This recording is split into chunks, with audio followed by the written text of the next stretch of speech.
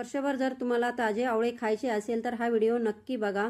तर 1 किलो आवळे घेतले होते, ते किसून घेतले आहे जाडसर आणि त्याचा आपल्याला एक कपडा टाकून त्याचा ज्यूस काढून घ्यायचा आहे।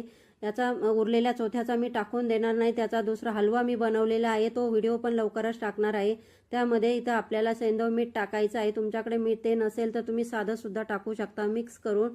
तुमच्याकडे असे चॉकलेटचे मोल्ड किंवा आईस स्टँड असेल त्यामध्ये सुद्धा तुम्ही हे टाकू शकता आणि रात्रभर आपल्याला हे फ्रीजमध्ये 10 ते 12 तास ठेवायचं आहे आणि त्यानंतर आपले असे क्यूब तयार होतात।